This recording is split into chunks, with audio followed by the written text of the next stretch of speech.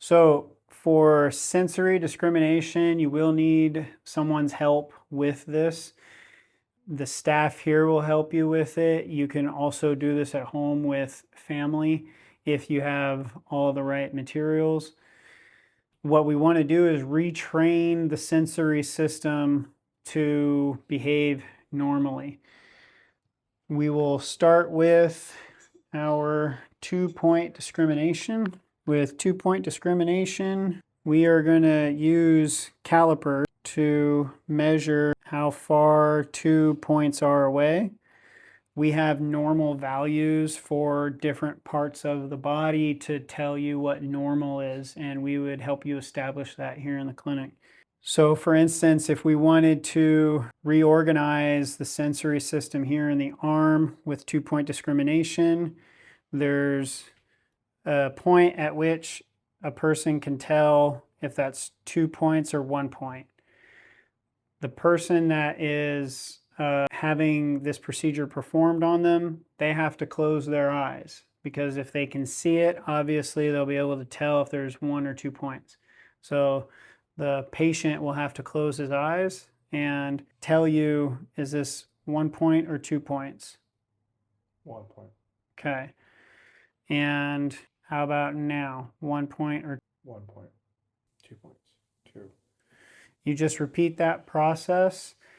You want to work in the normal value for that body part. We can do this anywhere in the body. If they're getting it wrong, you want to give them a gap until they can discern 2 points, and then you close that gap the better they get. And you repeat, alternating between 1 and 2 points. You want to make it random as well. So another sensory thing that we can work with is called sharp or dull. And so you would first train the patient with, that's sharp. So now they'll close their eyes and you're going to poke them. Is that sharp or dull? Sharp. Is that sharp or dull? Sharp. Sometimes the sensation for sharp or dull is impaired, and we have to retrain that system for that. We should be able to discern specific patterns if they're drawn on the skin. So something real simple is a straight line, or maybe a cross or a T, but also circle and even shapes like a triangle or a square. Again, the patient would have their eyes closed, and then what shape is this? Triangle. Let's try again. What shape is this? Square. Very good. All right. So not as easy as it looks, and you just want to make sure that if they do make a mistake, that you give them an opportunity to correct it. We can do localization, and here this is where we start to get some different tools involved with cups. For localization, we're going to use cups, and we're going to put, so for localization, we're going to be using cups, and we're going to apply a suction. We don't need to do too much.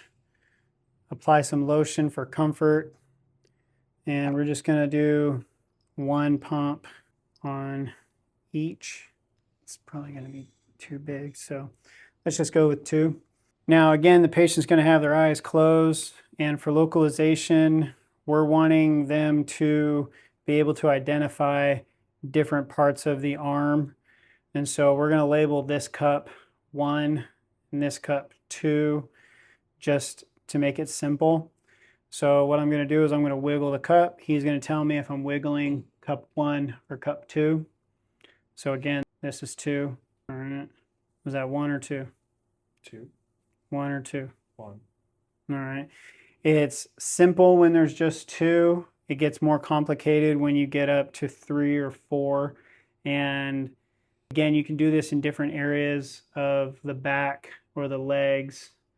Doing localization in other parts of the body, you could use a skin marker where you can't put cups.